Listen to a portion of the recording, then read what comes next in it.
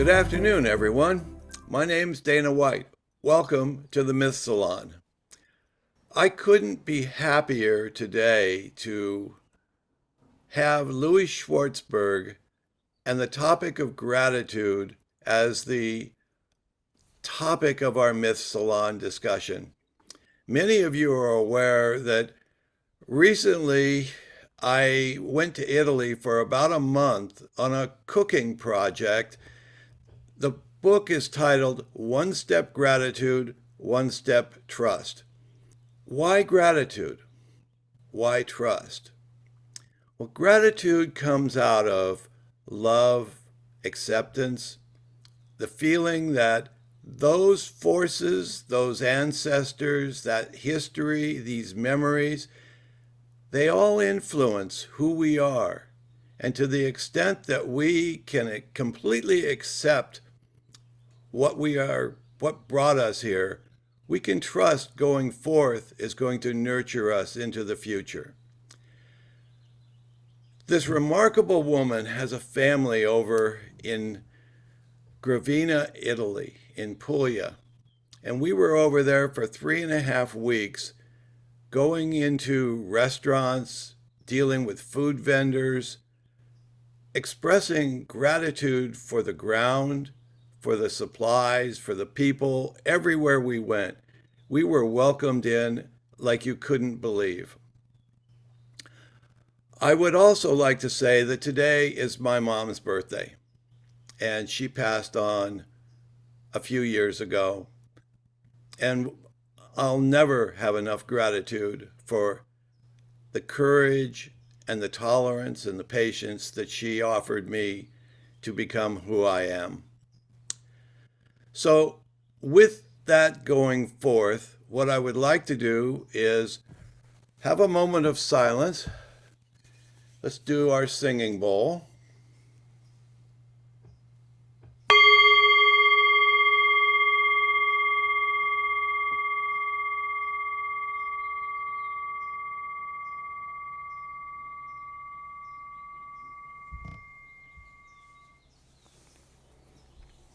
Now,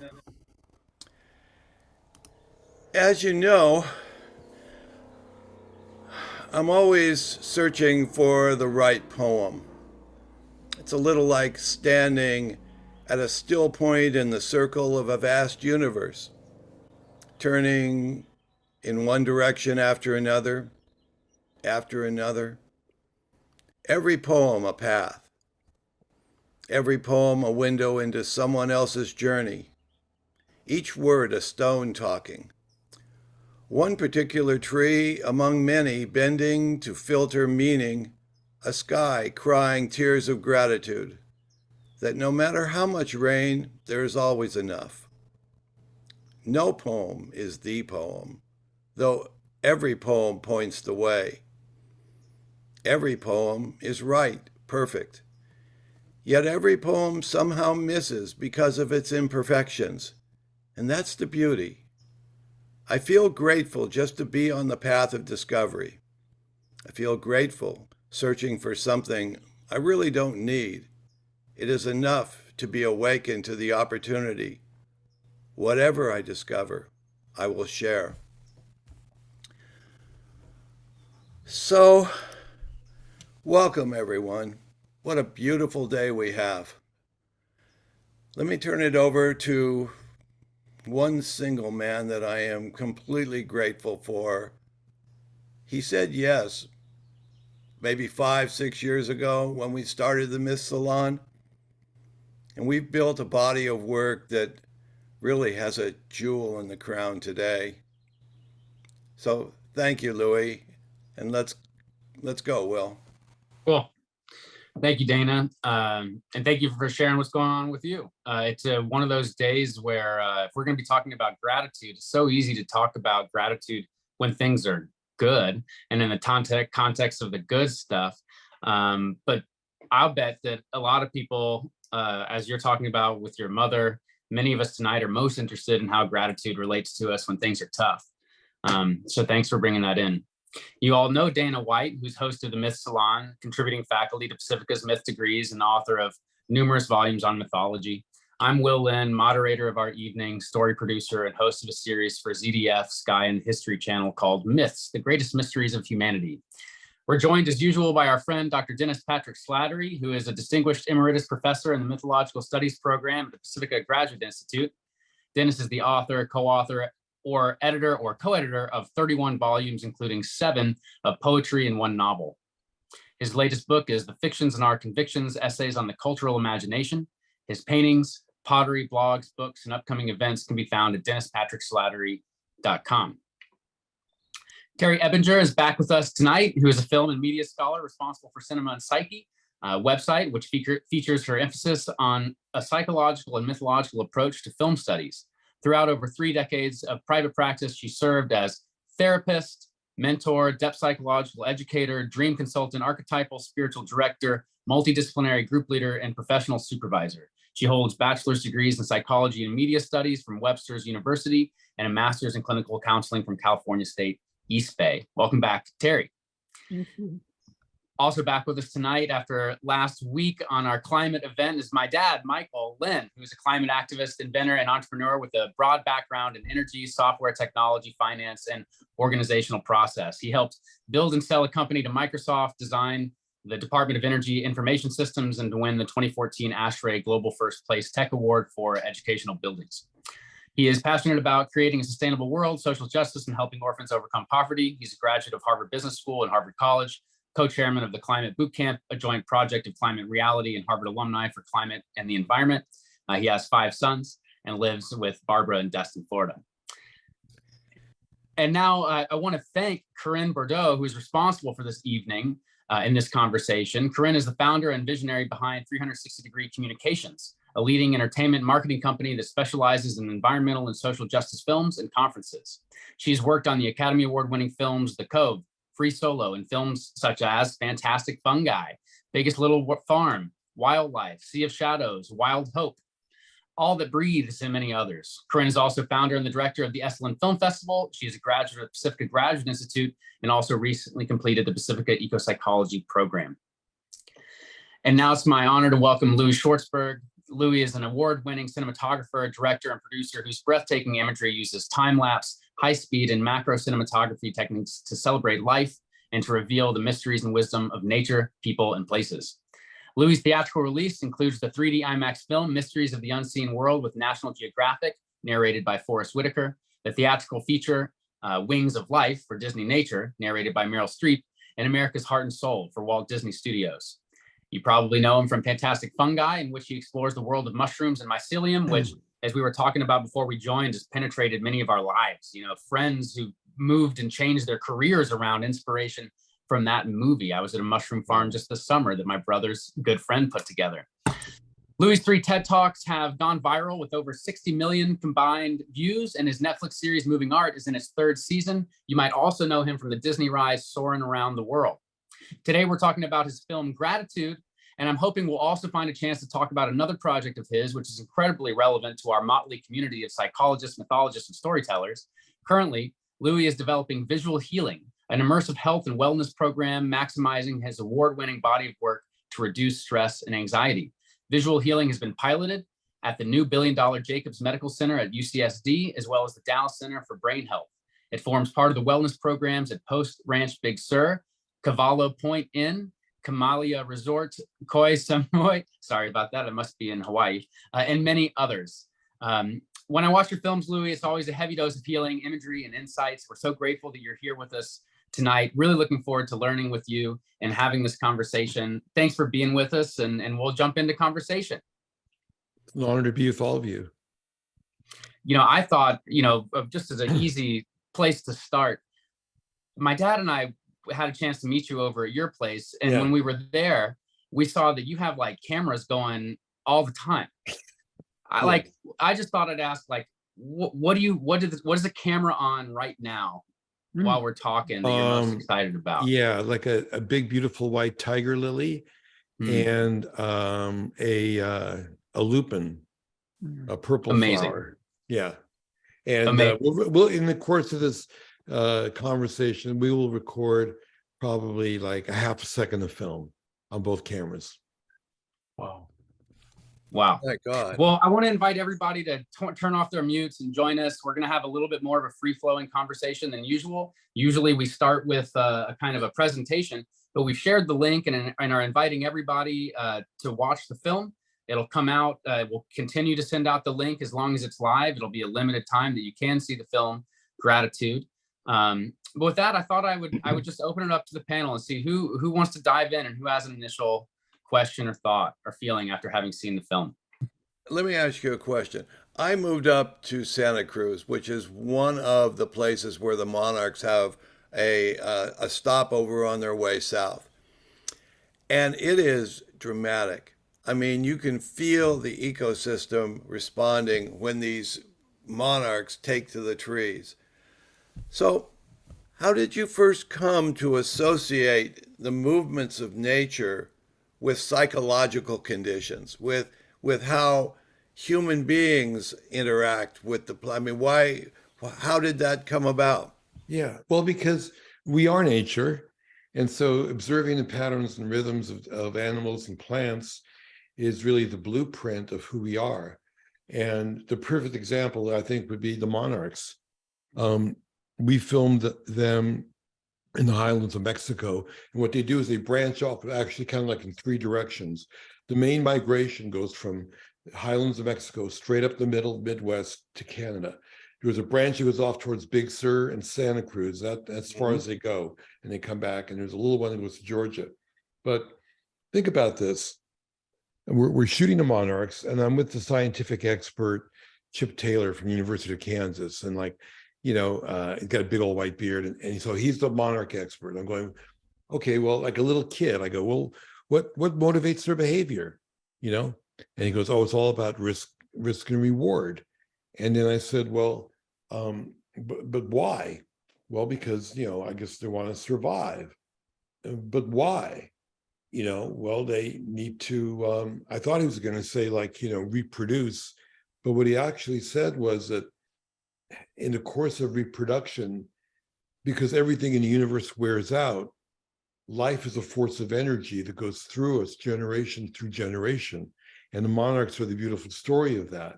And I thought, fuck, what a genius invention called reproduction that enables, life force and your DNA combo, which is your family, to go forward. And every person, plant, animal has that as the top of their agenda, and I think when you fall into that belief system, you lose your fear of dying, because you realize you're just like a link in this connection of life, of energy. That's what the Monarchs do. They reproduce along the way to Canada. The grandchildren of the Monarchs fly from Canada 2,000 miles back to the highlands of Mexico to the same 4 or 5 acres. Nobody knows how they do that. Nobody knows how they can navigate that. They got the brain that's smaller than a pinhead. So that's inspiration for like how we can live our lives.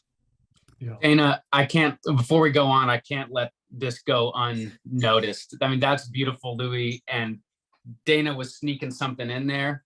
And it's that, and I don't know if everybody was meant to pick up on it, but he asked about butterflies in the context of the connection of imagery and psyche.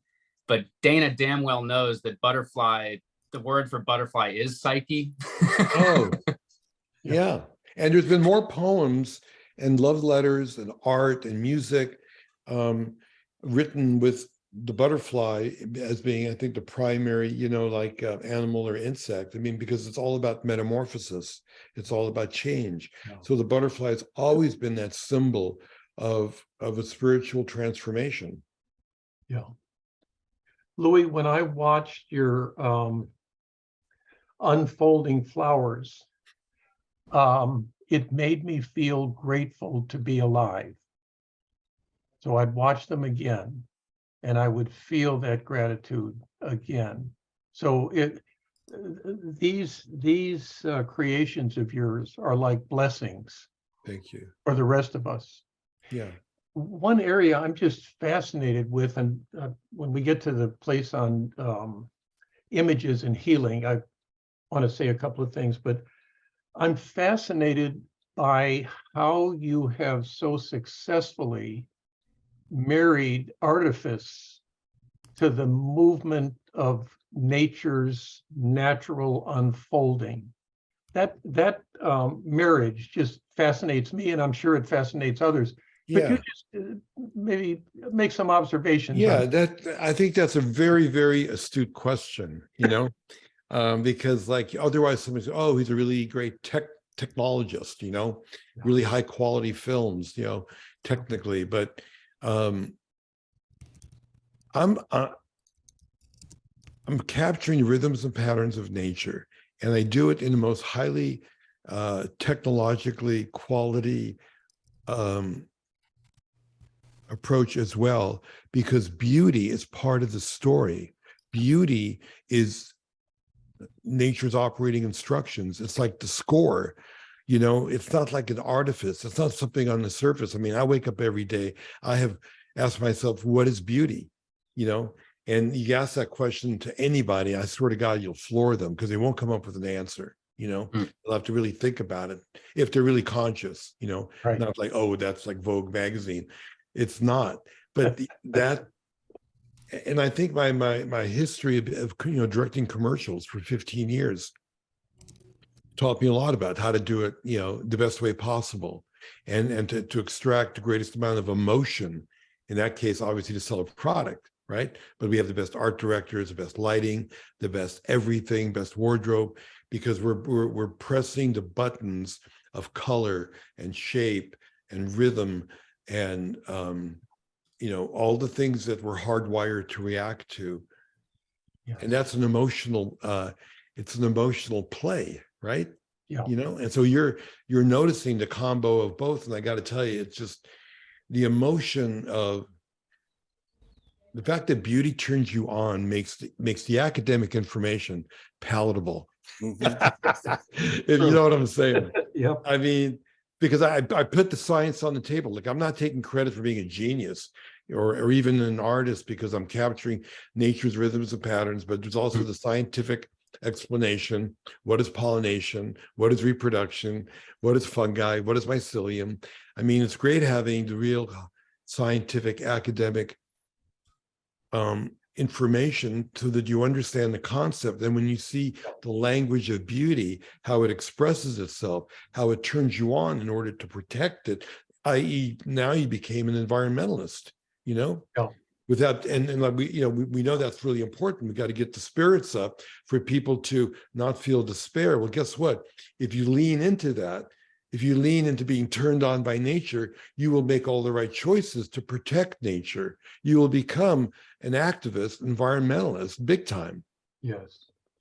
Yeah, beautiful. Thank you for that. I have to comment to that. We were lucky in the climate boot camp to have Louie do a presentation and share some of his imagery with the boot camp. And one of our biggest challenges was, and is, that people, as they study the climate situation, have a tendency to become depressed and have a tendency to become paralyzed.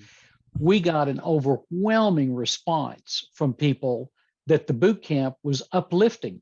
We're focusing on solutions, and we ended with Louie talking about gratitude and with these beautiful images of nature.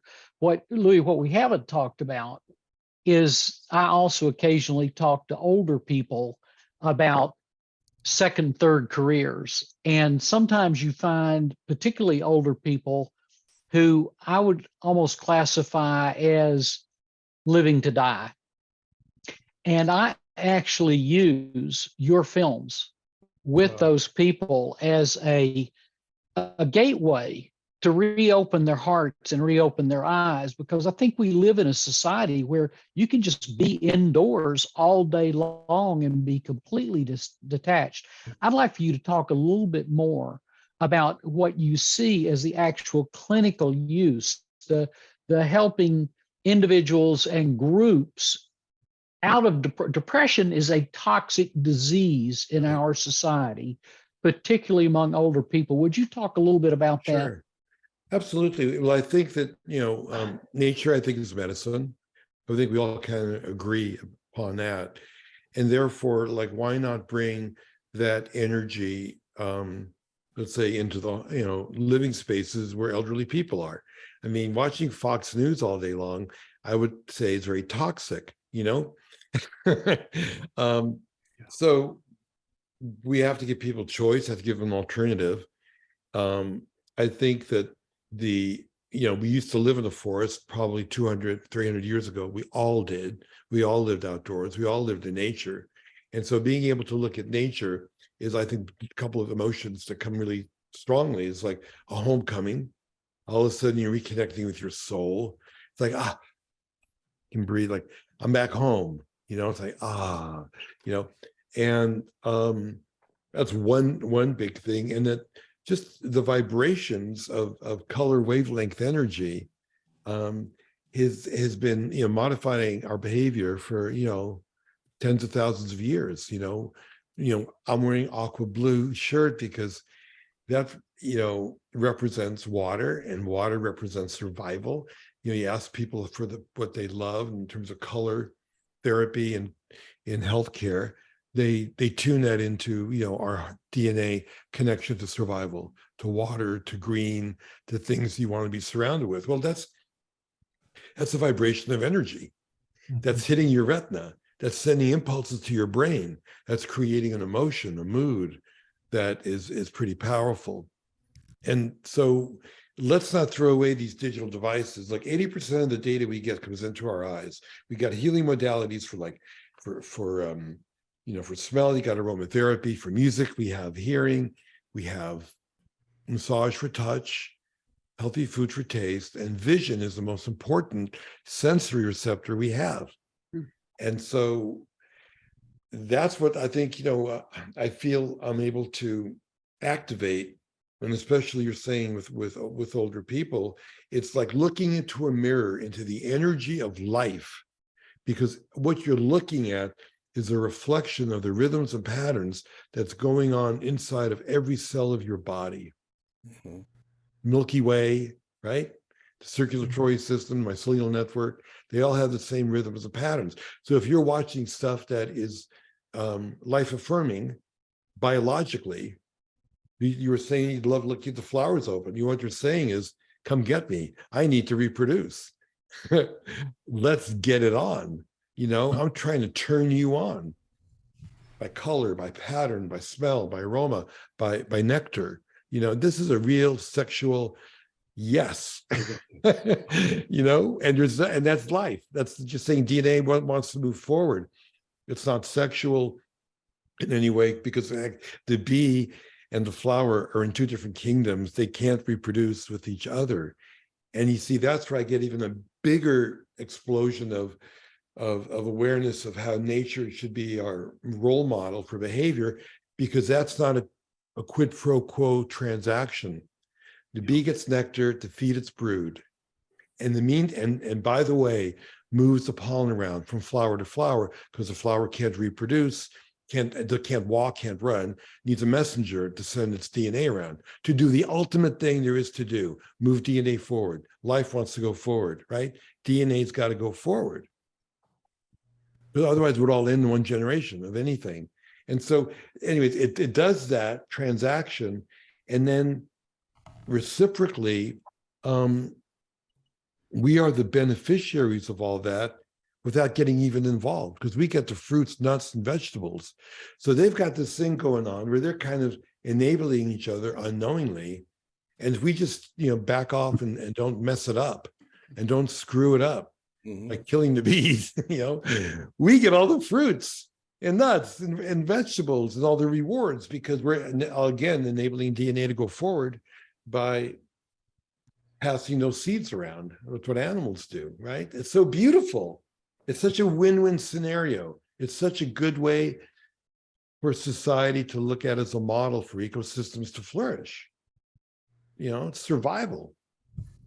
When I see your films, I feel that I'm experiencing what David Abram calls synesthesia, which is you have senses talking to one another.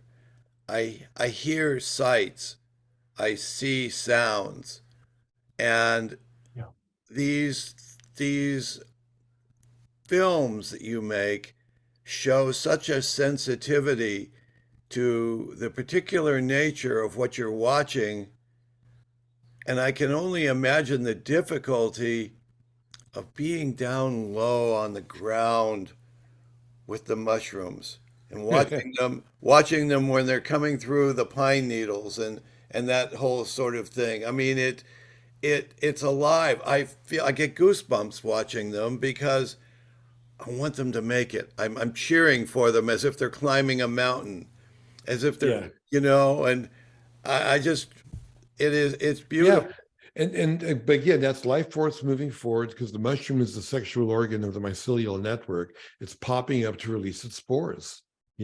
It's saying, I mean, I love this idea of reproduction is the genius invention that enables life to go forward. Is really remarkable, because everything wears out, like Chip Taylor said.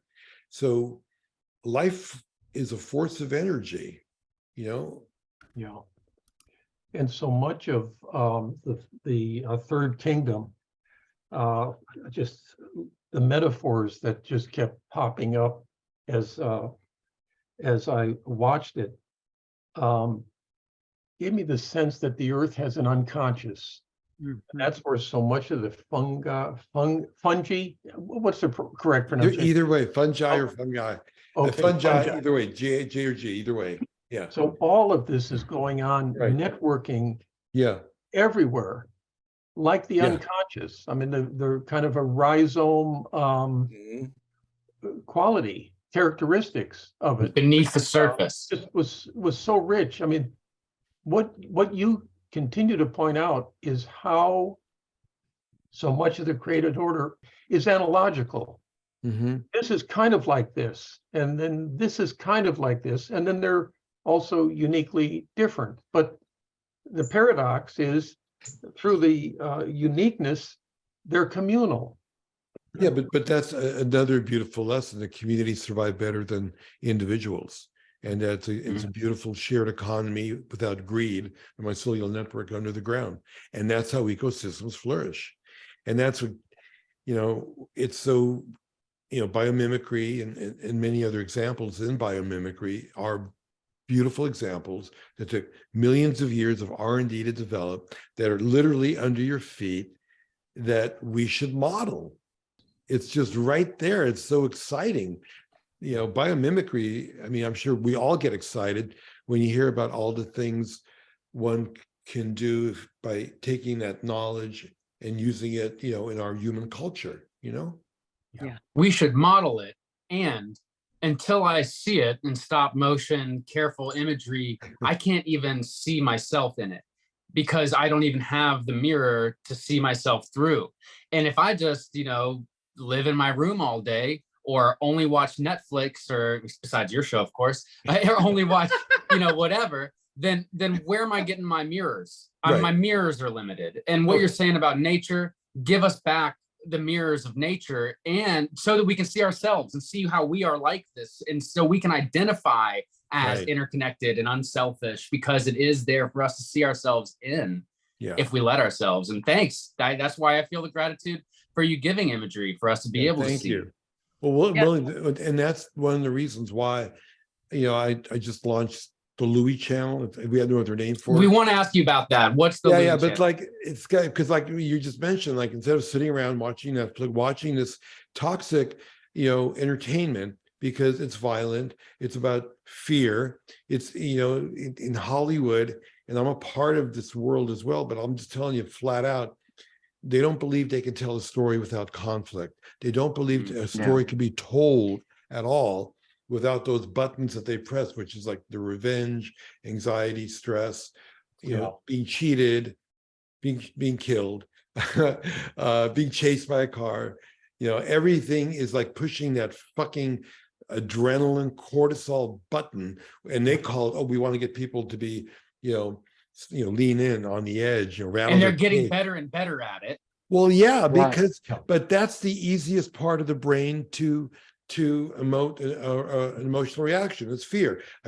I point a gun at you, I'm going to get a reaction. It doesn't take any talent to do that.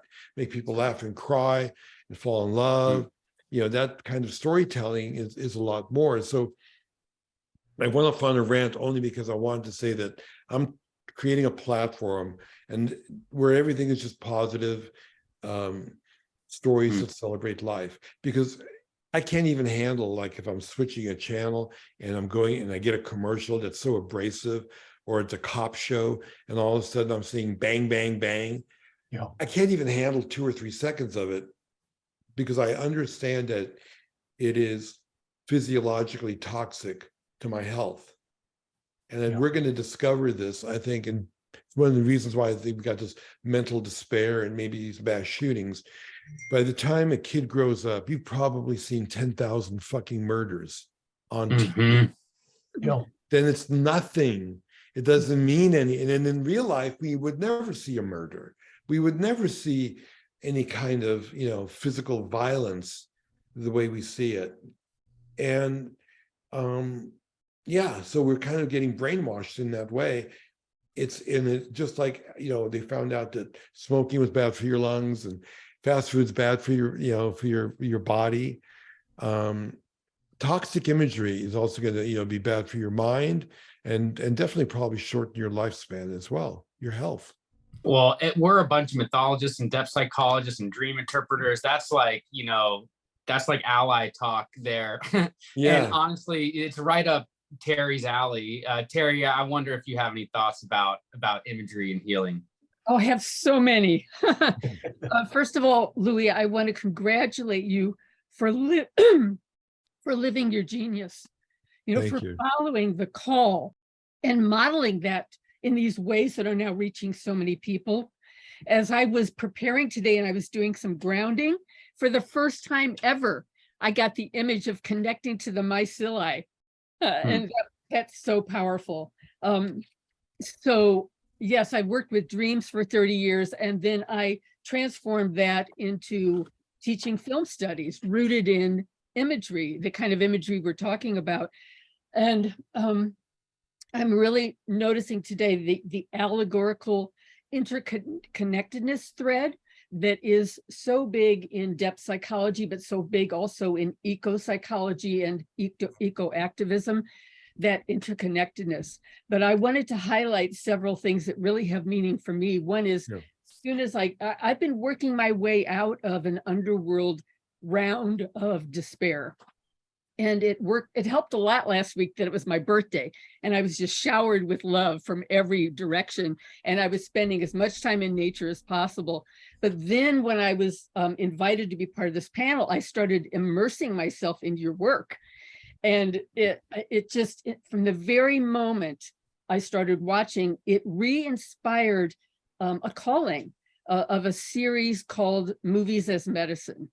And so that's activated in me, and I can't wait to, ground that. But then the work, so the work about imagery is healing, of course. It just makes so much sense to anyone who's paying attention. And I was just and then you gave the 3, is it the forest? Is it the undersea? Is it the flowers? And then I can't remember what the 4th one was. But anyway, so I started immediately thinking, well, which one would I want? And at first it was flowers unfolding, and now I'm settled on the undersea part. That's where I'm called right now. So, but my history is, my family is and was riddled with alcoholism. And 3 of my 4 brothers spent major time in prison. So this wound, and seeing you, in this, in the gratitude piece, how much time you spent with prisoners and them finding the gift in the wound. The gift in the wound is a huge calling for me in terms of teaching and using imagery. But just to see that, it's so healing, it's so moving to me. Thank you so much for that. It just all the, and then alcohol use disorder, of course. I just love the possibilities of that. And I immediately start imagining how I could get family members to, get involved in this. But in the meantime, it works for me. It works for my own healing. Yeah. And the very first thing that came to my mind when I started watching your work was Angeles Arian, who was a really important teacher of mine, a cross-cultural integrator and great teacher of indigenous wisdom. And she had a theory that there are four universal addictions: the addiction to perfection, the addiction to intensity, the addiction to needing answers, and think about media and how primary that is. And the final one, the addiction to paying attention to what isn't working instead of what is working. And I feel like your work is such an antidote to all of those, but especially the last one, because we're being trained by media. Right. Pay attention to what isn't working. And it's a huge cause of all this depression and despair. Yeah. So anyway, I wanted to throw a bunch of stuff out there, but thank you so much. Thank you. That's great. Well, we literally finished a clinical trial at the Pacific Neuroscience Institute here in Santa Monica at St. John's, combining my visual healing with psilocybin, mushrooms, to treat alcohol addiction. And the combination was super successful. There'll be the findings will be published, hopefully soon. But it was really groundbreaking, and the combination was better than even the psilocybin by itself. So it's pretty remarkable. But look, it's also really obvious, like, duh. Yeah, you want to be in a hospital room, or you want to be in Tahiti? That's not exactly a hard decision to make, Yeah. Dana, is this a good time to see some of this imagery for a second? Ooh, yeah. Oh, you have that queued up? I Yeah. have something queued up. Let me Okay, They're sure. gonna fight for what they have queued up. But Let me, yeah, I would love let to me- see some imagery. Yeah, let me share something here.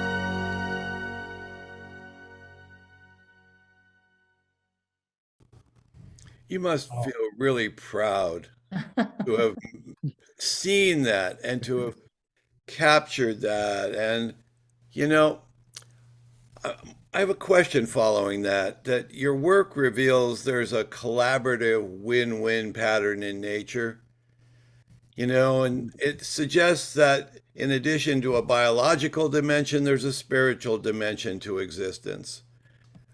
Rami Shapiro said that the win-win is really the golden rule. And so, do you see a spiritual dimension in addition to this biological dimension that you so poignantly capture? Well, primarily I see the spiritual connection, and the biological is a nice way to look at it from a different angle, you know. And I think I combine them because there's an audience for people who want the academic, you know, explanation, the biological, but there's an audience obviously that just wants to be able to enjoy the spiritual, emotional feeling that they get from being able to take a journey through time and scale, slow-mo, time lapse, micro, macro. I'm bending your consciousness in a really good way. It's what, you know, psychedelics do in a similar way. You know, I'm altering your perception of time and space, which makes it difficult to categorize it, to put it in a cubbyhole. Oh, that's a butterfly. That's this, that's that, that's Yosemite. You know, it's like we want to just label it, and as if you know it. You don't know anything by giving it this utter sound. Now you say, oh, that's a shiitake. What does that mean?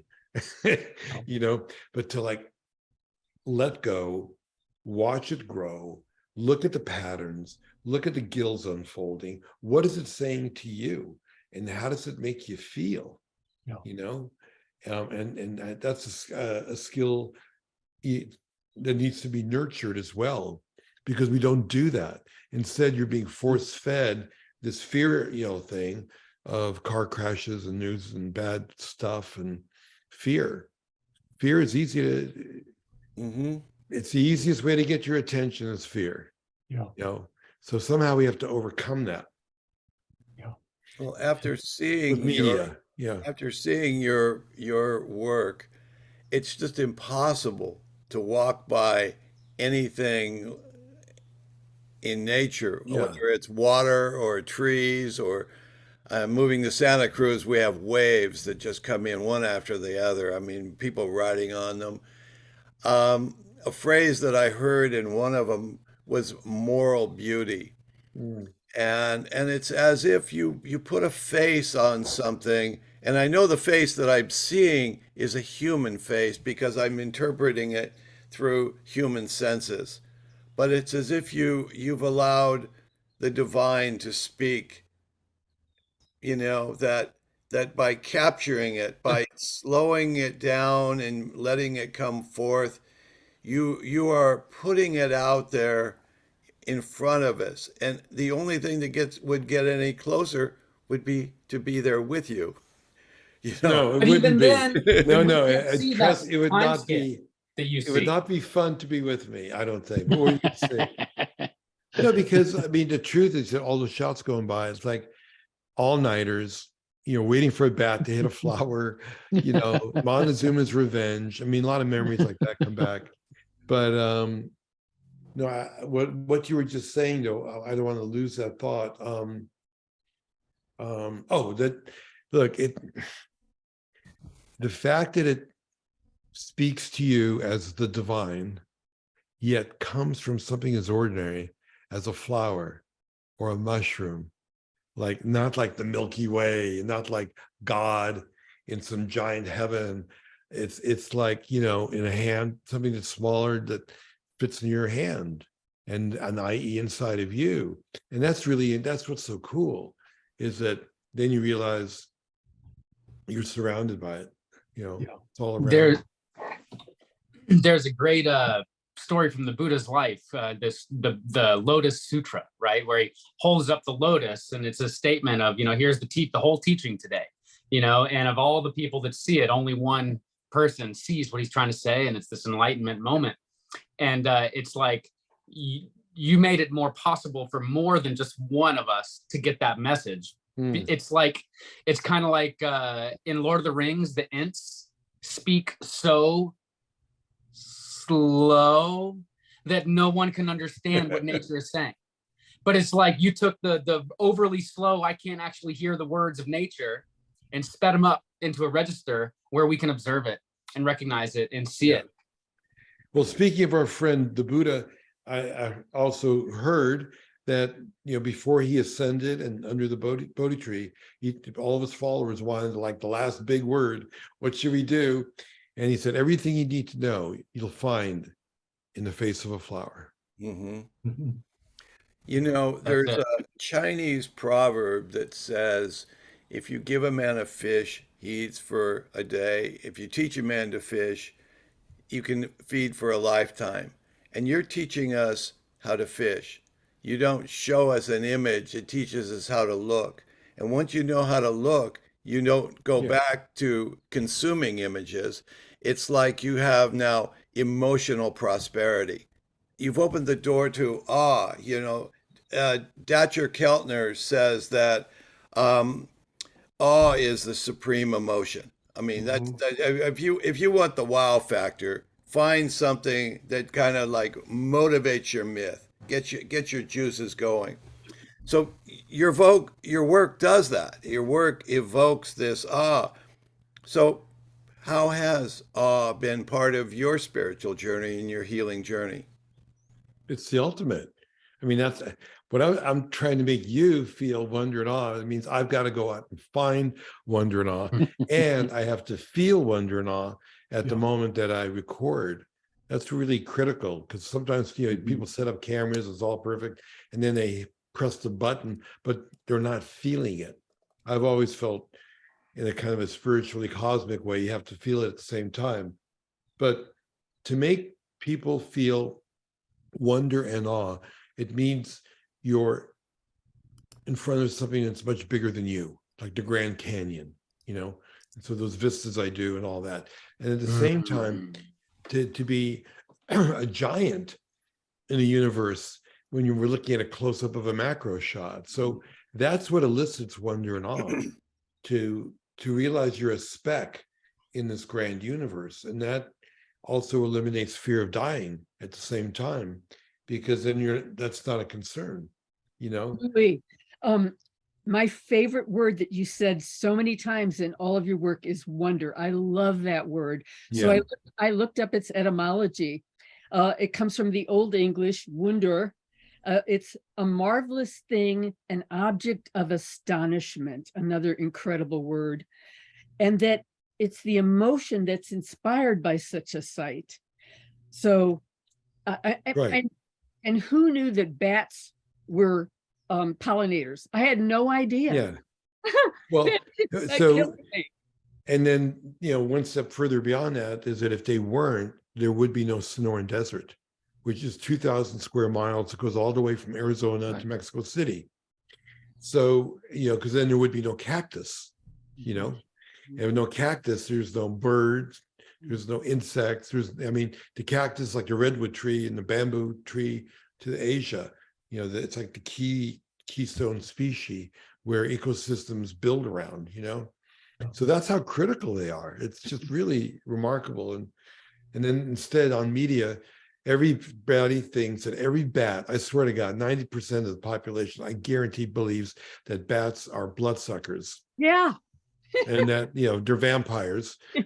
These are nectar feeding bats, and it's just, and then they are unfortunately not studied and abused. People throw burning tires in caves, and they'll firecrackers to screw up their sonic hearing, which is such a miracle beyond any technological developments we've ever made with sonic imagery. How you can like bounce off of objects and fly in the swarm and never run into a rock or a cactus. I mean, it's like remarkable. It's remarkable. I wanted to ask a couple questions about the filmmaking itself, because, and one is a deeper question. I'll start with that one, and then I'll throw in the others. The deeper question is, how do your dreams inform the work? And then the editing and all the work I saw is just so masterful to create the form, to make the connections, the interconnectedness that the editing is responsible for. So I wanted to give a shout out to Alan Thank you. and Annie Wilkes. Yeah. The editing is so remarkable. Yeah. There's so many connections. I'm speaking especially about the gratitude piece now. Yes. So many connections that just keep us moving and then coming back around again in this incredibly inspiring way. So, well, to reply to the editing one, because I'll forget the other one, but it's something I just realized as well, because it's not scripted. If you're cutting something that's a scripted story, okay, there's the guy walks in the door, he says hello, whatever the action is, you have all this like linear coverage. When I'm trying to express what is courage, what is gratitude, what is focus, and how do you take this one image that goes into the next image in order to make a cohesive sentence, is a much more difficult skill, if not even an art form, because now it's more like poetry, as opposed to, let's say, a document. And that's why I don't even think my films are documentaries, because it's not a document. I'm not documenting anything. I'm stringing together visuals, to tell a story, there's got to be a lot of intuition in that. And I just watched something where Guillermo del Toro was talking about how he thought there were 3 entries to film, or 3 expressions. One is a document. The second one I'm not remembering right now, but the third one is sacrament. And that's what these are. And they are in the pop cultural world. I don't know about y'all, but I have many friends who these films are, the films you make are sacrament. They are related to people trying to find spiritual paths in a world that hasn't provided satisfying spiritual paths, and people are out there looking for them. And your films find their way into those people's lives in meaningful ways. I love it, William. But what's part of the awareness I think I've had for a long time is that you can't tell people like what to believe in or what to do. And so even my gratitude film, there was nothing prescriptive in it. Think about that. I don't tell anyone how to live their life. Right. What you're watching are vignettes of other people that are courageous or passionate or adventurous or whatever.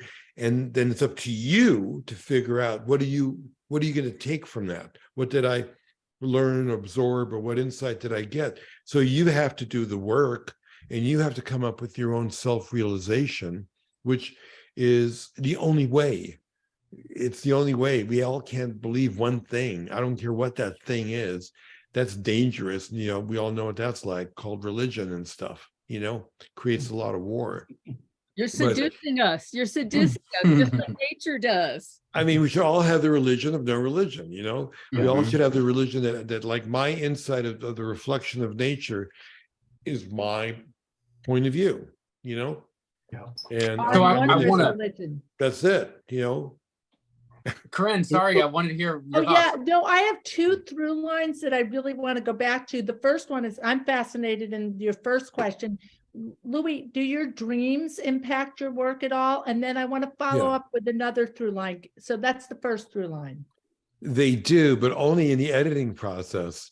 I don't think they really inspire it, because I'm experiencing things that are, I'm curious about. I want to perhaps film, but definitely what's really weird is like I wake up in the morning and all of a sudden I'm told what to do. I'm literally just told what to do. I can't explain. And then I go in the cutting room and it fucking works. Like, take this shot, move it over here, take that sequence, put it in front of that sequence. I have a lot of trust in that, because I think that's your unconscious going through all the possibilities and everything that you've been struggling with, and letting the kind of the silt come down to the bottom of the bucket. And then you get clear water. And when you get the clear water, then all of a sudden it's I get it, Yeah. And then the other through line that Will started, and I think this particular audience would just be thrilled to know more, is the Louie channel.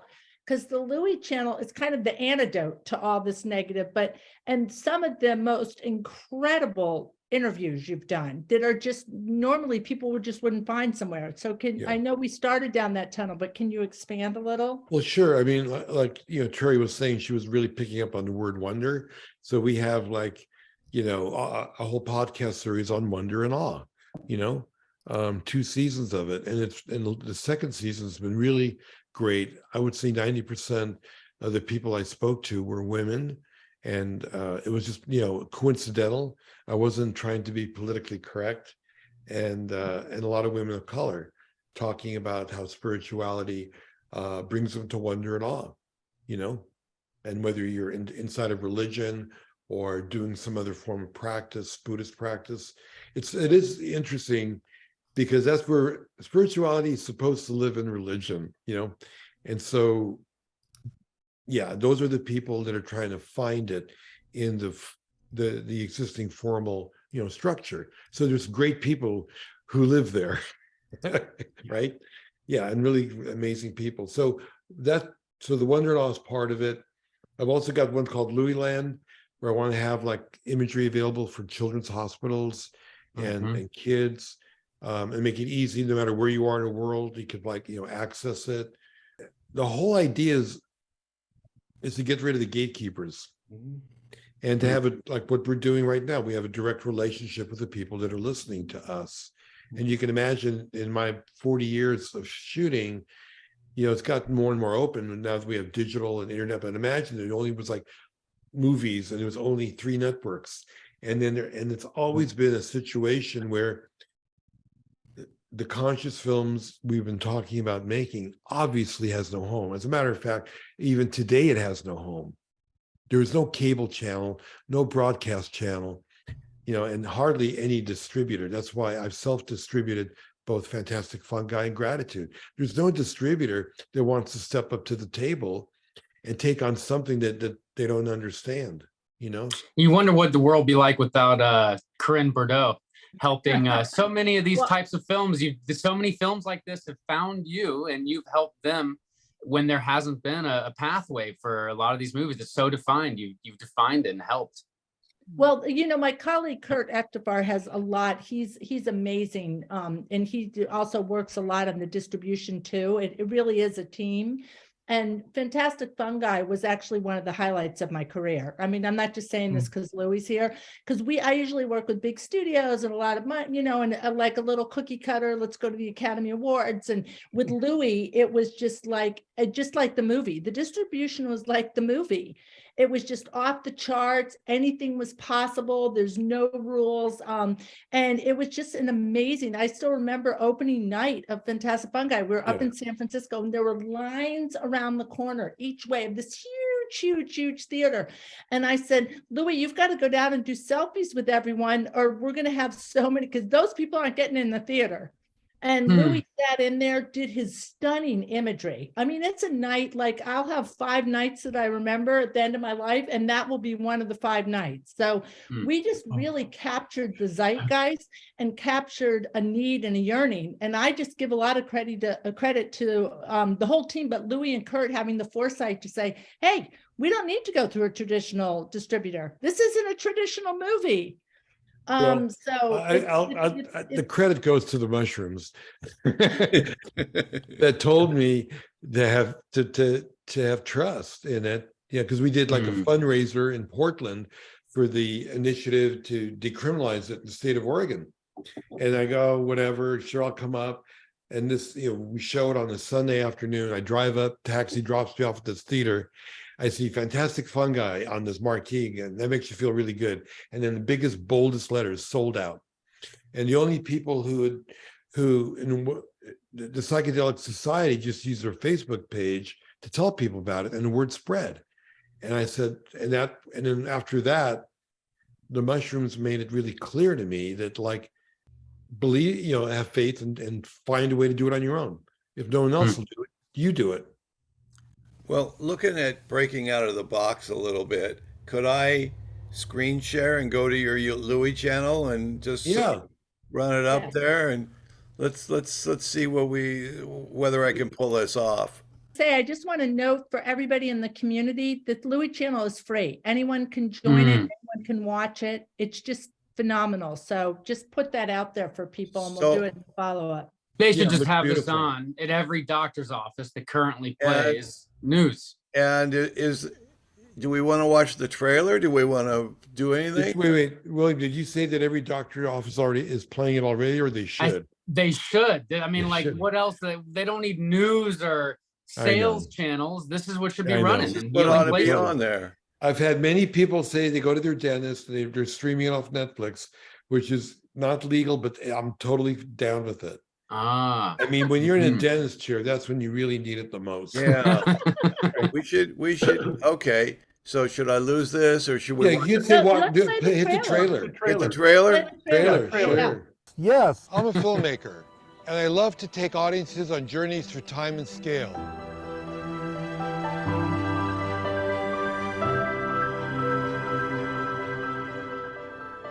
Nature is our greatest spiritual teacher.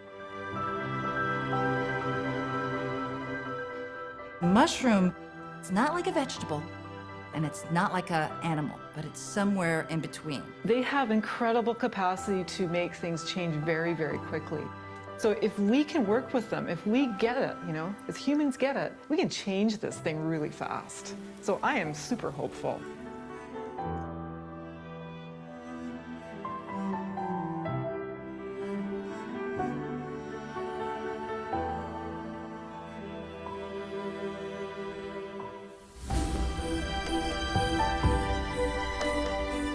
Love, passion, it's something that everybody has inside, but not everybody can find it. Bewilderment is the holiest of holy experiences. You lose your hubris, and this becomes sacred in every moment. That's gratitude.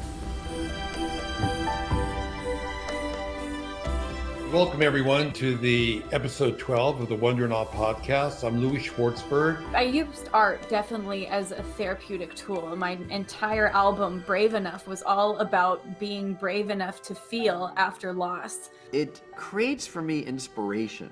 Genuine gratitude comes about as a result of a loving connection. And when you explore, you get more imagination than you already had.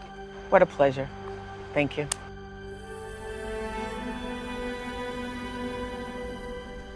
Oh, okay.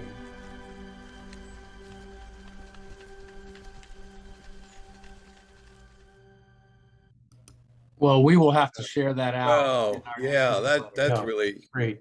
Yeah. Congratulations. That's sure. really exciting. Thank you. Well, you know, there was an army of people that helped me make all those films, you know, so they all deserve that kind of good vibration. It is an army. It is a community. I mean, other than bats and mushrooms and butterflies. I mean, yeah, I'm just protecting the little guy, but I just want to say that whether I had a dozen people or 80 to 90 people to shoot the Monarchs up in the highlands of Mexico, it was a group effort. What an amazing thing to get a group around. I was at JPL today, did the tour. I saw the Europa module that's going to Europa. It was really inspiring. And yeah, and you can feel it there. Everybody there has a sense that they're doing something meaningful. It's what they all talk about. It's like, you know, you see it in the way that they move through their environment. Not to say there's not bureaucratic stuff that stresses them out like everyone, but when you get a team together around something beautiful like that, it is itself a profound thing. I mean, what is it like to be with a group of people doing a thing like that? Yeah. What kinds of projects do you have on your drawing board in terms of moving out into the future, other than, you know, nature's a big topic, but I sense that in the same way that you moved from the migration to the mushrooms, the fantastic fungi, to gratitude, that if you turn that kaleidoscope or that prism a certain way, reality looks different. For sure. Yeah. I never really understood what the connection was between, you know, gratitude and fungi until more recently. Part of Gratitude Revealed being made was because during COVID, I finally decided to go into my library and put together something I've been working on for decades, right? Because really it was difficult to go out and film. That's one reason. The other reason was coming out of the pandemic, the mental health crisis, this feeling of disconnection, despair. I mean, the perfect time for a film about gratitude. And so that all happened for like kind of like, you know, real reasons. But then the other thing that it dawned on me afterwards was, if the essence of Fantastic Fungi was to take a journey under the ground, you know, to get nature's wisdom and nature's intelligence about how ecosystems flourish, you know, that beautiful connection, that shared economy, then Gratitude Revealed is a journey into the soul to figure out how do you integrate that knowledge, how do you get that aha moment and work with improve your relationship with yourself, with your partner, with the people you work with your community, with the world. Because you can't just have an aha moment, you know, and oh, that's fucking brilliant. And then and not do anything. And same thing in the therapy now, it's exploding everywhere with the psychedelic therapy. I mean, you don't go on the psychedelic journey unless you have a full day of integration afterwards and follow-up integrations with the therapist. That's what it's about. What did you learn? What did you uncover? What did you dream of? Whatever. And so that's what Gratitude Revealed is. I think it's to employ the wisdom as seen through the prism of the human condition. Yeah. So can I ask, this is really rich, and the images that Dana just showed made that connection for me between the natural world's rhythms and then these beautiful gestures of dance, choreography, so that the rhythms and patterns, they cross-reference one another. Mm-hmm. But I wanted to ask Louie, and maybe you could speak a little bit more on images and healing, because I've spent my professional life teaching the classics in primarily Western literature, but not exclusively. And I'm teaching a 9-month course now on Dante's Divine Comedy. And I have found, both in my own experiences and in students' experiences, that there's some healing that takes place, you know, even in reading the Inferno, where these souls are isolated. They're self-alienated because they are so self-absorbed. They have no sense of who they are. But even in that suffering and that curse of individualism, there's a healing that can take place not only in Dante, the pilgrim making the journey, but he has invited us to make that same journey by referring to us all the way through the poem. Reader, if you can just imagine this, because I can't find the language, I'm not capable, I've run out of words. So through language, it feels to me like the same kinds of healings can take place through the images that the words evoke in our imaginations. So any observations would be great. Well, as you saw in Gratitude Revealed, I mean, the film opens up with me saying that, you know, because my parents were Holocaust survivors, yes, I want to tell stories about people who overcome adversity, yet still have love and hope and joy in their lives. Yeah. And those are the stories I love to tell. And so that's what Gratitude Revealed is really all about. That was the criteria of the stories that attracted me. And then those stories, I could lean them in a lot of different directions. Well, is that going to be a story about courage, about focus, about purpose, about happiness, about generosity, you know, curiosity, creativity? You see what I mean? Yes. Because when you find, you know, a bio, a character, all of you have all of that inside of you. That's you right. know, as you're on this sort of whatever spiritual path we're all on. You know, all of those are values that for me added up to gratitude. Yeah. And so, you know, when I film those stories, the main arching really narrative is overcoming adversity and having love and hope in your life. Resilience. That's really, and that's also the story of nature. Yes. Big time is resilience, you know, that little blade of grass that grows in a crack of a sidewalk, the weed refuses to be, you know, pulled out of the ground. You have to admire all that stuff, you know? Like every time I water a plant, all of a sudden I see the ants scatter. I go, oh my God, I'm sorry about that. But then they just like reconstitute, right? Yes. It's like, yes. From The conversation. From the smallest to the largest, they all have that energy of resilience, you know? Yes. Yeah. The conversation has touched on this in a dozen ways, but I sort of want to put on the table the healing of society, moving just a step beyond the healing of individuals and groups, but of society itself. I have a friend, John Warner, who wrote the textbook, Green Chemistry. He wrote the textbook because his son died of birth defects at 2 years of age. And John didn't know if he was the chemist who had invented the chemistry that had killed his child. He then went to the chemistry departments. He'd gone to Princeton for his PhD, found none of them taught anything about toxicity, about the byproducts of chemistry. And as so he won a presidential award for making his life's work into getting chemists to learn in the major institutions about the effects of what they're doing and how it fits and reaches the whole system. Well, what I've learned watching this is that was actually the theme of the industrial age. If you could do something, do it regardless of the consequences. You can name 100 different things easily. And if we're going to cure our society, we have to stop being disconnected from nature. And I won't place the blame, but I have an idea of who the culprits are, and be reconnected to nature.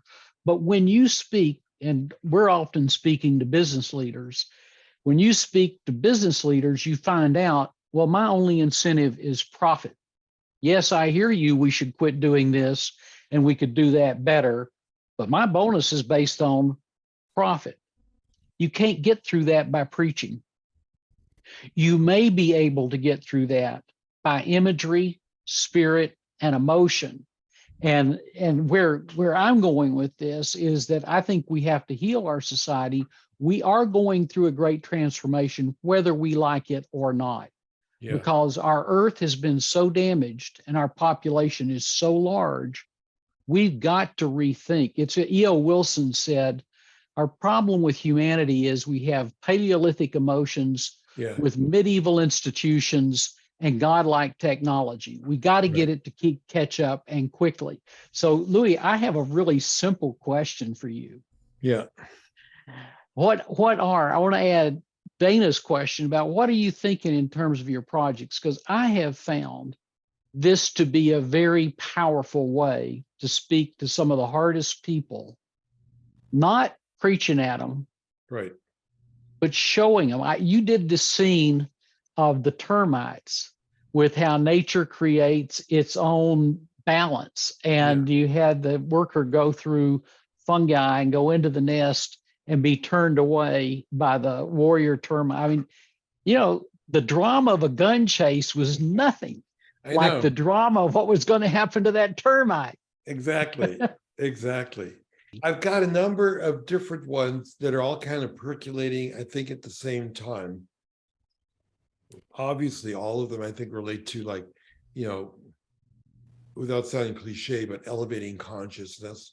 Because if we don't do that, that really is the core thing, like you're saying. We got to get the people that run businesses and big corporations.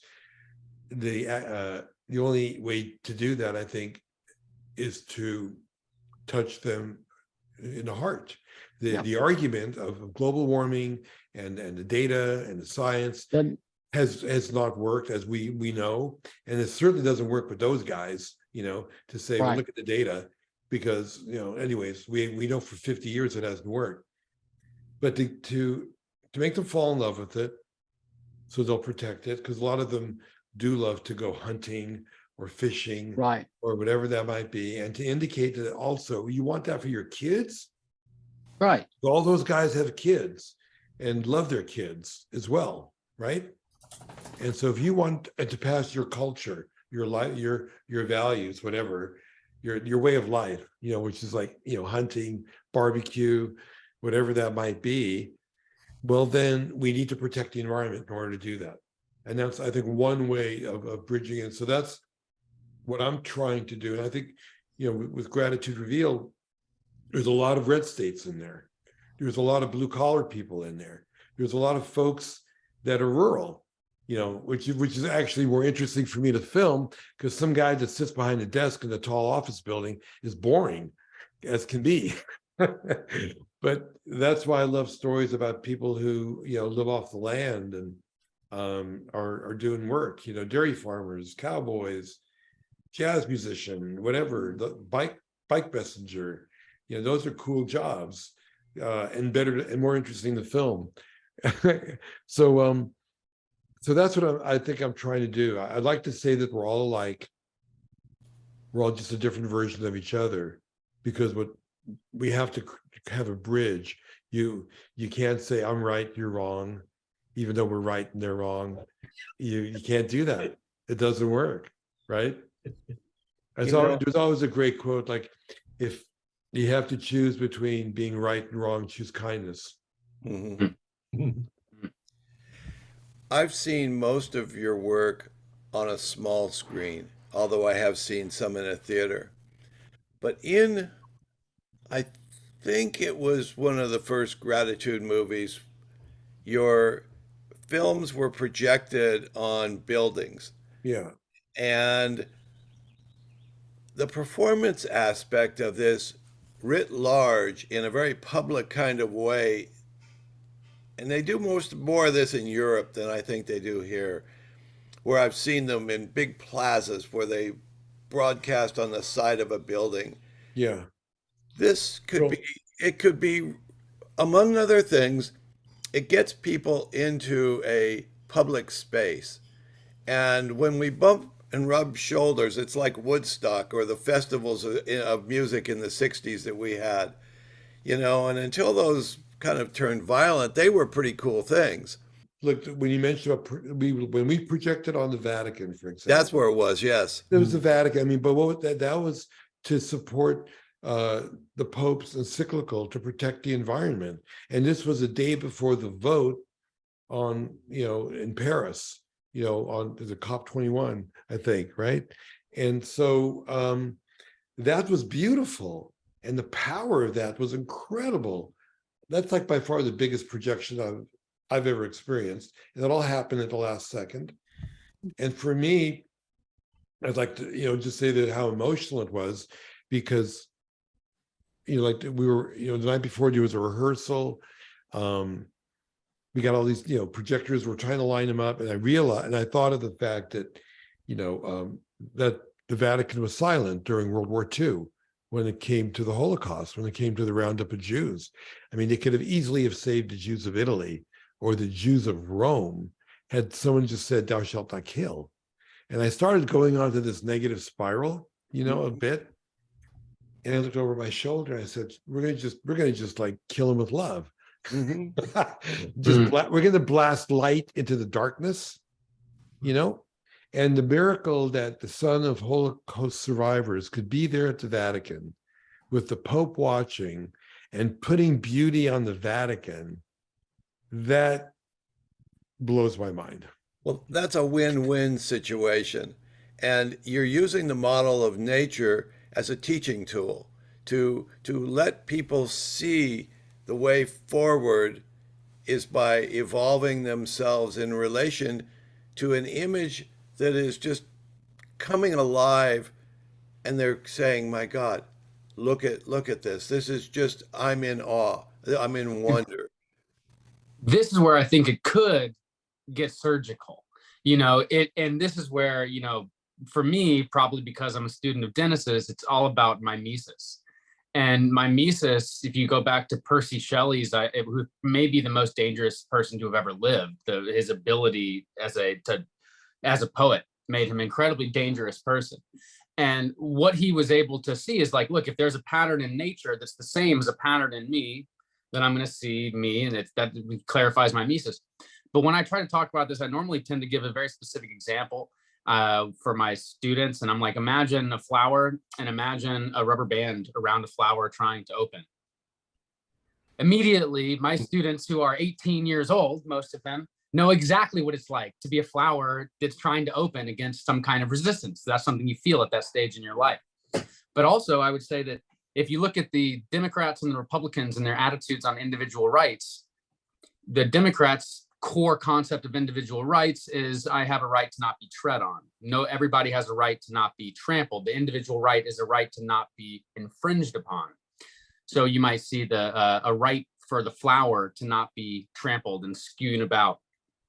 But for Republicans, the individual right they're primarily concerned with is the right to be awesome themselves, the right to grow, the right to thrive. It's not about being trampled on. That's not their concern. It's about the right to be an excellent and amazing individual. It's the right to not have a rubber band around their flower. And so I think about how surgical it could get and how targeted the audiences could be with the imagery and the projection to reach somebody in an unconscious way with what you're trying to get them to get. And I wonder, is that, not just to move people that need to get things more clearly, but also to heal people with their very specific. I wonder, are you interested in taking this visual healing stuff into a new level of research or study or collaboration to try and see how nuanced and detailed it can get? Absolutely. It's actually what I'm doing in about a month or two at UCSF, University of California in San Francisco, at the Neuroscape Lab. And one of the most important things I think we need to really understand is we say, okay, is nature good for you? Then the next question should be, what kind of nature? If I said music's good for you, then you'd say, what kind of music? Heavy metal?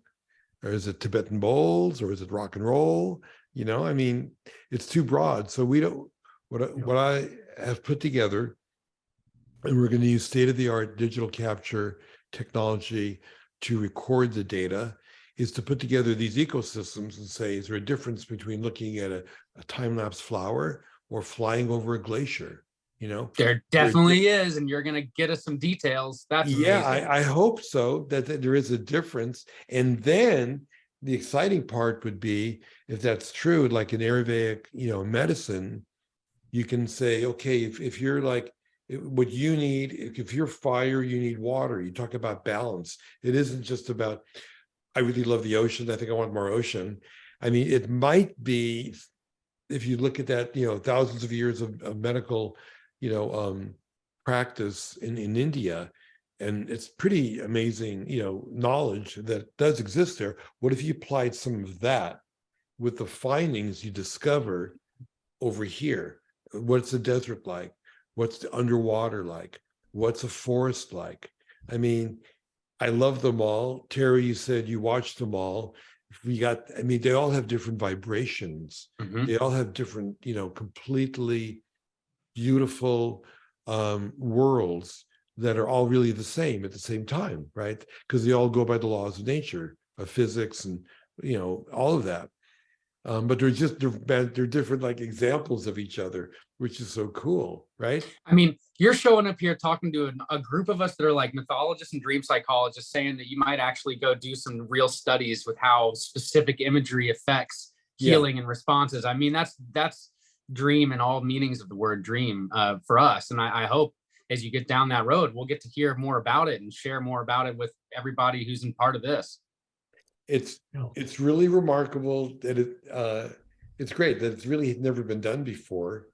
As I said earlier, it's the most important sensory receptor we have, and more important now than ever, as we're all spending 90% of our time on a digital screen of some sort, either this or that or whatever, right? And it's a miracle of what goes on in your brain, that electrical impulses translated by an optic nerve sending signals through these neurological pathways. It is not a giant movie theater in my head. It's not. It's all this electrical neurological pathways that are being activated And just that alone blows your mind. You know, before we get off, sorry, Dana, if I can, just one other thing about this particular line of thought is time, healing, and whenness. And it's like so much of this imagery, it's not just like, okay, flowers are pretty. No, flowers are when. Flowers are between seed and fruit. It is the when that is the healingness of the image, is the whenness of the tree, the whenness of the seed, the whenness of the, and actually one thing I'm curious if, because you said it, and I wonder if it's intuitive to you, but is there a whenness to gratitude to you? Oh, wow. Yeah, I think so. I would say if I had to pick one, it's in reflection. It's in remembering that beautiful moment you had with your family or whatever. And that lives in your heart for a long time. The wedding, well, whatever it might be, you know what I'm saying? You're grateful for when that event occurred, which I think is a little bit different than appreciation, which for me is more in the moment. Because we're talking to you like you're a photographer a lot of the times, but you're also, it's the time stuff that you're doing that's really profound. You're a time lord, you know, and that is that's what unlocks so much of this patterns that we don't get to see. Literally, like the JPL, they got Voyager getting out to the limits of space, you know, but also we need to get to the limits of what we can see in our world through what you're doing with scale.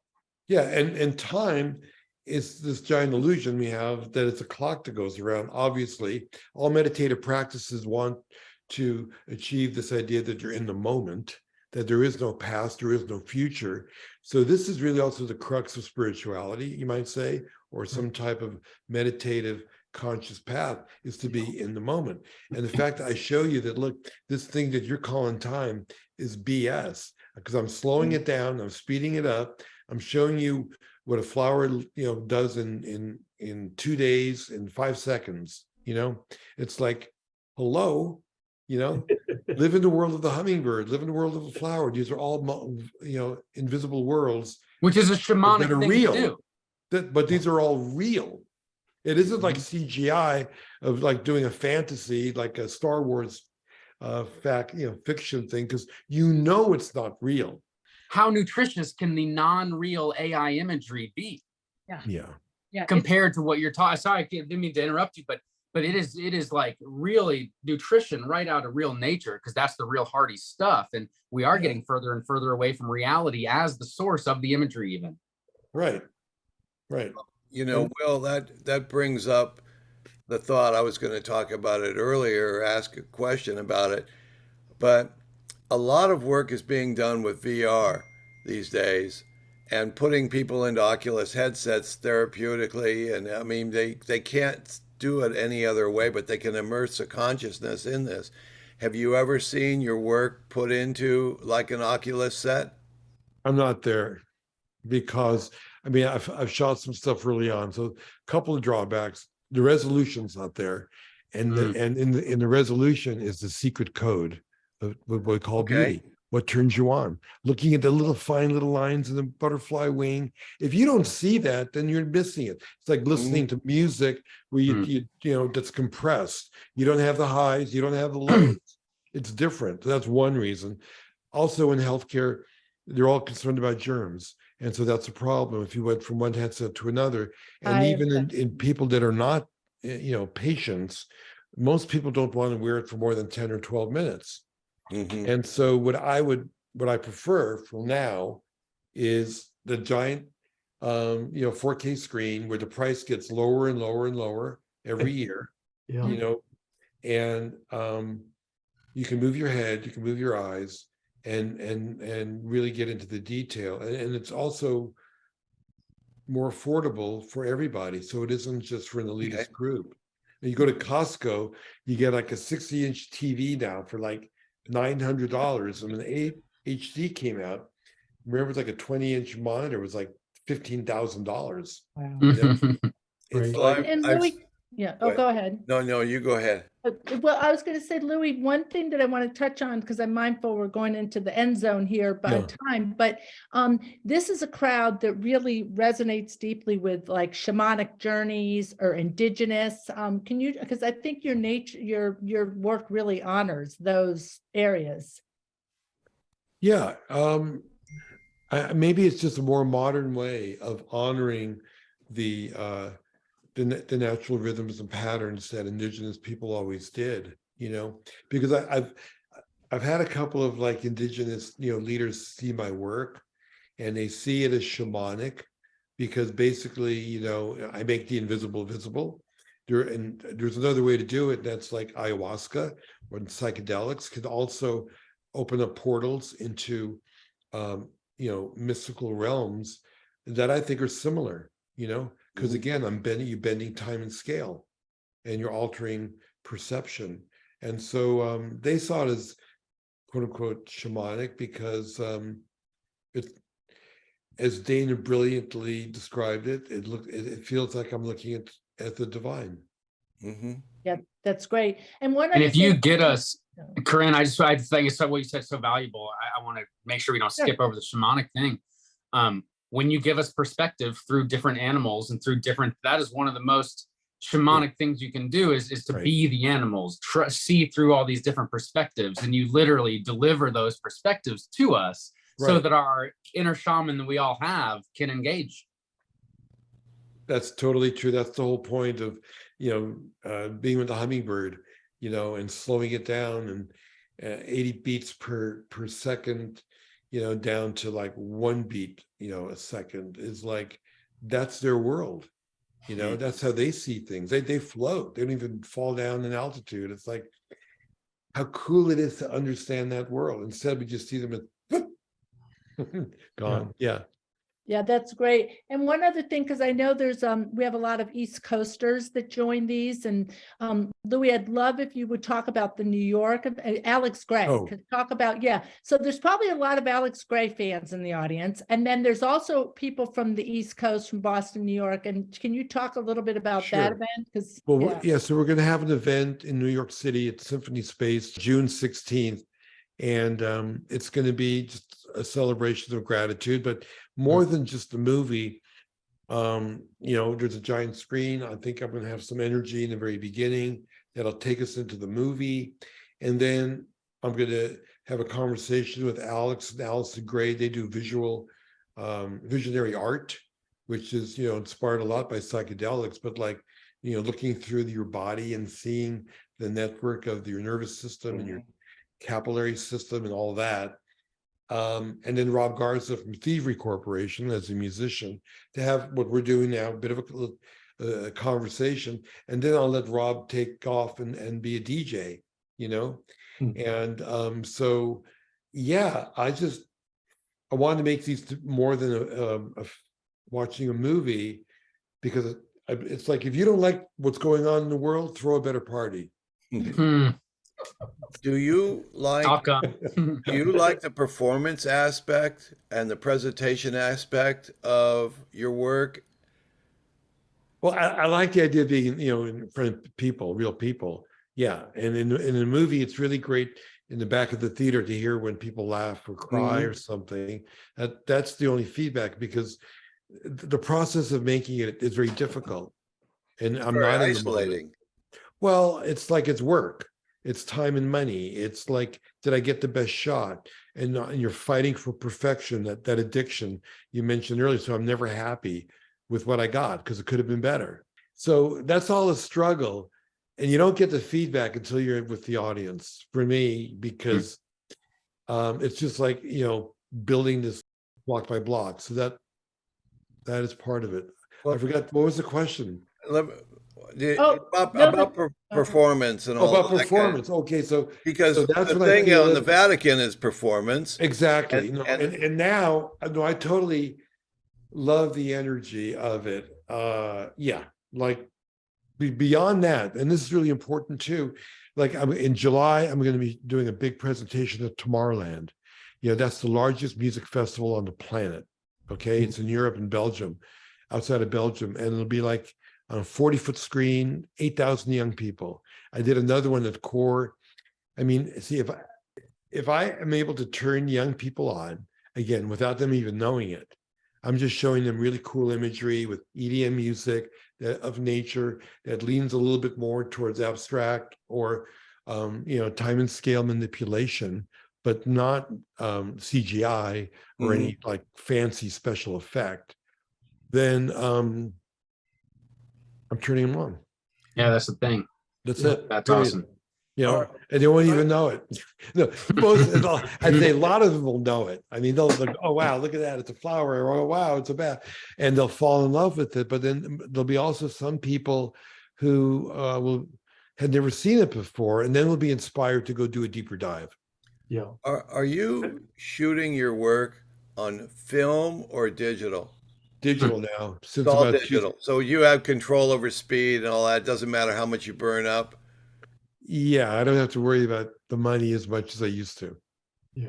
When I started, though, but here's the miracle is that I started doing everything in 35 millimeter, right? Which is a good thing because going back to 1970, everything I filmed, I can scan to 4K. And that's what the first Netflix shows were. So once digital, I thought was better than film, I switched over. But even back then, as a kid with no money coming out of college, film was $100 a minute for raw stock development process. Compare that to today, and that's $1970. Louie, can I? And it weighed a pound. It also weighed a pound. So if you traveled anywhere, you got 10 minutes of film, you got 10 pounds, you got 100 minutes, you got 100 pounds. We're talking some serious security checks. Yeah. And you get so much better resolution with digital too. So that part about resolution that you were talking about, like really inviting people to surrender. Right. Yeah. So every time there's been this new stuff, 3D, AI, VR, all this stuff, I've only focused on one thing: resolution. It's all, for me, that's what it's all about. And then it can always be applied to these other, emerging technologies.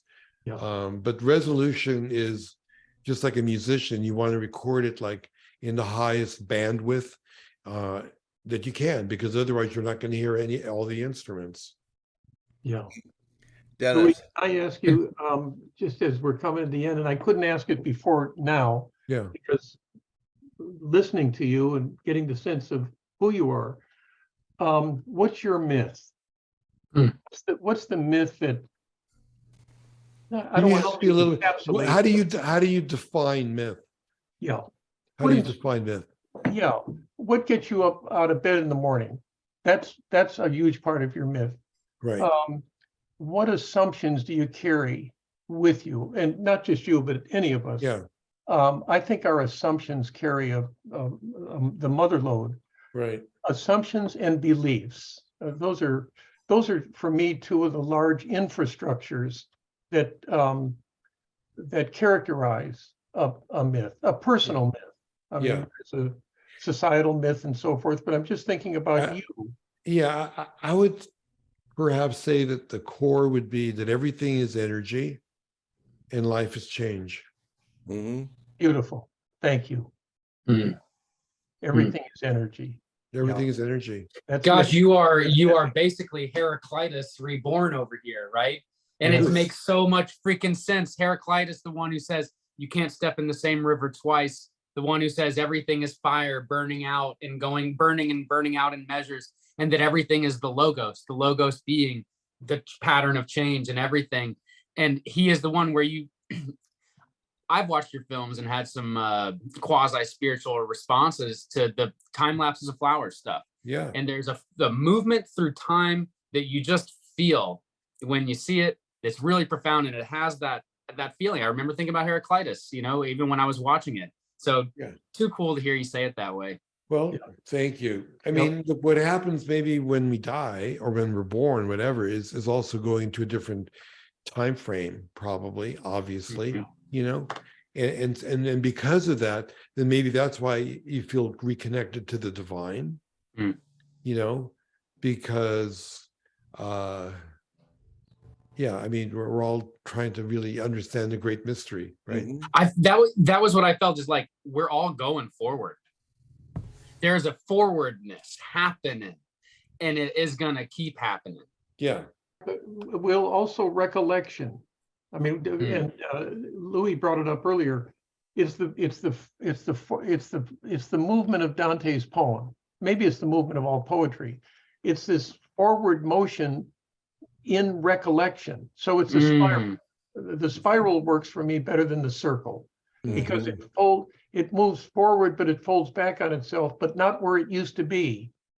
It's a little bit above or a little bit below, then it's out again and back. And yeah, so I just want a small plug for recollection.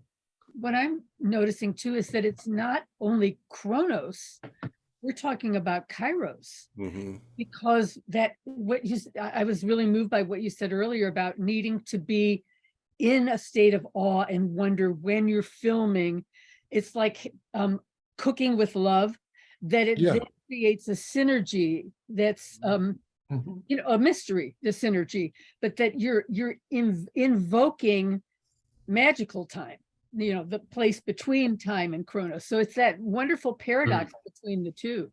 Yeah, because it's easy to get sucked into, unfortunately, the functional, mechanical, or actually computer world of filming nowadays, you know? Because if you mess up on one of those, you screwed up the whole shot. So you have to have your act together, you know? And that can take you out of that feeling. But that's why I'm aware of that. And I tried to go back to it before I press the button. It makes it a sacrament. It makes it a prayer. Yeah, I get it all dialed in, and then remember why I got all excited to do all the work to get it all dialed in, you know? Yeah. Have you ever given any thought to what you would like your legacy to be?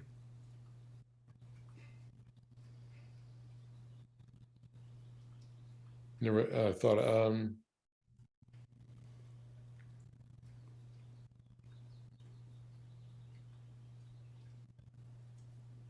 don't know, turn people on to discovering that they are, that this is heaven on earth. I love your spirituality. I really do. Thank you. I love the sense that you trust the moment. You know, who you are is totally prepared to deal with whatever it is that you need to do. So filmmaking is a good, gives you a lot of good experience to adjust and, you know, pivot constantly. Coming back to what you just said and the film Gratitude, one of the things I meant to mention is I was recently reading some work by Steiner. And Steiner's talking about initiations into the higher realms and spiritual journeys. And he eventually gets into, like, you know, anything you've ever read and could ever hope to read is only ever preparation for the real stuff, which is in life. And that if you want to go on any real initiation past the reading, if you want to engage with any actual teacher, whether it's life or a mentor, the place to start with that whole journey, and somebody said it something like this in your film, is gratitude. Gratitude is the starting emotion for learning, for going, and for participating, and for learning. And you know, it was profound to hear that said in your film. And I wonder if you have any thoughts about that. Gratitude. Yeah, because I think it's so easy for any of us to think to just be grateful for something, the smallest little thing. And by doing that, you're actually doing a big thing, which is stopping the negative spiral, stopping the rumination. You can't be thinking negatively and positively at the same time. So you're just at least giving it a break, put it on pause. And when you start thinking of what you can appreciate that's right in front of you, it's always the little things, like my fingers move, I'm breathing. I mean, my God, like so many things would come into your consciousness that you can be grateful for. And that is the essence of the practice. I mean, it's not like you have to go learn to be a Tibetan monk and figure out how to be a meditation master. You're already doing it. And by doing that, you're making the world a kinder place. That's right. Yep. they'll say that knowledge is not a prerequisite for wisdom, nor is it wisdom itself. It seems that the way you're describing it is that gratitude is actually the heart's way to find wisdom. Yeah, actually, gratitude, GRA, grail, green, grotto. We talked about it last time, actually, it came up. GRA is a heck of a prefix. It's a early piece of word, and that has to do with that same stuff, that heart, that vitality, the green, that which springs up. And so I think gratitude actually shares in that family of meaning with the grail, and with green.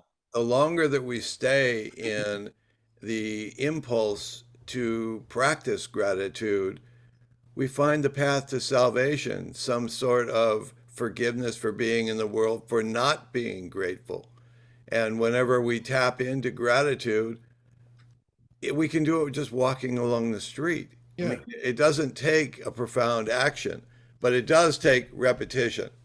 Yeah, and obviously everyone knows that, like, they have scientific data that if you journal 3 things every day, at the beginning of the day, end of the day, whenever you want to do it, it helps you physiologically, biologically. It improves your health. So, why not do it? And definitely probably improves your mental health as well, obviously, and your relationships with other people. Well, it builds trust and it diminishes fear. I think it does all the things that we expect something that heals us to do. And that's contagious. Isn't that you said something about heaven on earth, and it made me want to say one other thing about Tolkien. And we've talked, bringing the heaven on earth concept next to the other concept, which is to learn from nature, as opposed to just from these derivative forms of myth or maps we've created, but go back to the source of nature, go back to where the message of heaven may really be coming from. And I just wanted to bring in Tolkien and his idea of mythopoesis. And the very conversion of C.S. Lewis to Catholicism is kind of secondary and boring compared to what the conversion really was. The real conversion was a conversion from literal interpretation of things to the mythopoetic interpretation of things. And what Tolkien said to him is, he's like, look, I'm an author. I got no problem authoring metaphors into my stories. You think if there's an author, they're not authoring metaphors into this thing that we're doing here in nature? So if you think there's anything anywhere beyond here that has anything to say, where else are you gonna look but nature? Yeah. Louie, in your clinical research, are you going to have you looked at, does watching your films create the same biological responses as meditation? Oh, I definitely believe that's true. Yeah. Well, I think it's true for me, but I'm really curious about. Well, hopefully we'll be able to record it now, because with like EEG and those, recording brave wave patterns, we'll be able to say whether that's true or not. Yeah. I think a lot of people in the hyper society that, business is typical of, have a very hard time becoming present. Yeah. Clearing their mind and focusing. And what the films do for me is I get drawn in. Just the image of the hummingbird who's doing that 360 degree, all I have to do is remember that. Yeah. And it elevates my spirit. And I know that has to do with also a physiological reaction. And I'm just wondering if we can get some scientific proof that this is actually a way to help hyper people get more centered. Yeah, well, look, if you can trigger the wonder and awe emotion, yes, then you are able, then serotonin is released and all kinds of, hormones are released throughout your body. Same thing happens when you make love. I mean, it's like there's a whole chemical flush of energy that occurs. And that happens, obviously, I think by triggering the wonder and awe, or beauty, triggering those emotions. It doesn't have to be real, it can happen when you're reading a book. It could happen if you're reading a poem, right? Yeah. So if you trigger the emotion in a really powerful way, and you shed tears, then obviously it's real. Yeah. But as you say, it's not triggering oxytocin. It's triggering serotonin. It's a peace. It's a joy. It's not a aggression and an anger and a Right.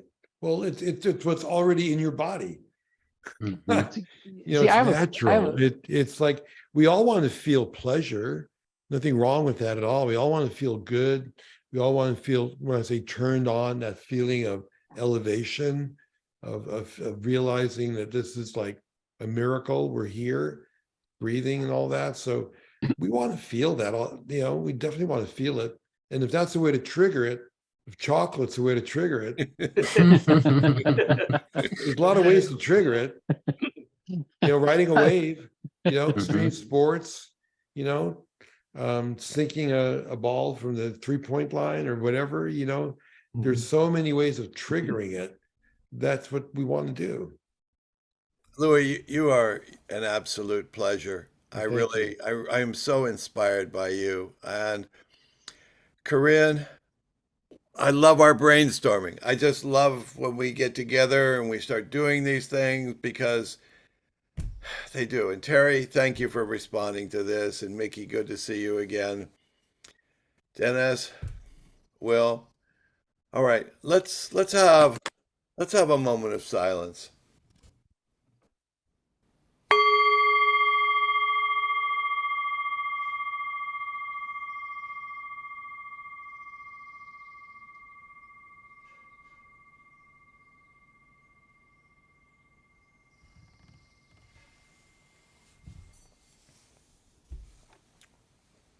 Bless you all. Thank you very much. Thank you, guys. All Thank right. you, Louie. Thank you, Louie. Will. And All the gratitude. Barry and Corinne and Michael, and what a wonderful evening. Really.